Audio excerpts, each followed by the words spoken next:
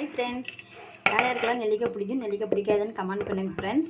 இப்போ நான் வந்து நெல்லிக்காய் வந்து ஒரு 2 மினிட்ஸ் வேக வச்சு எடுத்து வச்சுருக்கேன் ஃப்ரெண்ட்ஸ். இதை வந்து எப்படி தாளிக்கலான்னு பார்க்கலாம் வாங்க. பாருங்கள் ஃப்ரெண்ட்ஸ், ஒரு பாத்திரம் எடுத்து வச்சுருக்கேன். எண்ணெய் சூடானதும் கடுகு கொஞ்சமாக ஆட் பண்ணிக்கலாம். கடுகு பொரிஞ்சதும் நம்ம வடித்து வச்சுருக்க நெல்லிக்காயை வந்து இதில் ஆட் பண்ணிக்கலாம். பாருங்கள் ஃப்ரெண்ட்ஸ், நெல்லிக்காய் எடுத்து வச்சுருக்கேன். இப்போ வந்து கொஞ்சமாக தூளுப்பு சேர்த்து இதில் ஆட் பண்ணிக்கலாம். உப்பு வந்து நமக்கு தேவையான அளவு எடுத்துக்கோங்க. இப்போ நல்லா வந்து இதை மிக்ஸ் பண்ணிடுறேன் ஃப்ரெண்ட்ஸ்.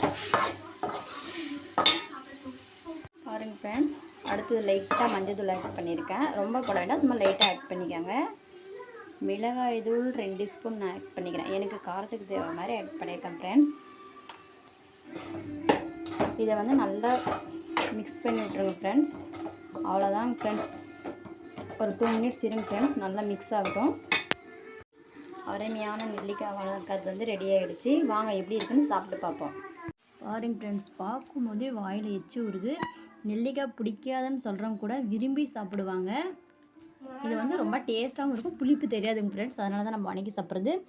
இது வந்து சாப்பிடுங்க, நம்ம பேச சாப்பிடலாம். நாம் வந்து இப்போ செஞ்சு முடிச்சுட்டு எப்படின்னு சாப்பிட்டு பார்க்கலாம் வாங்க. புளிப்பே இல்லாமல் இருக்கும் வாங்க.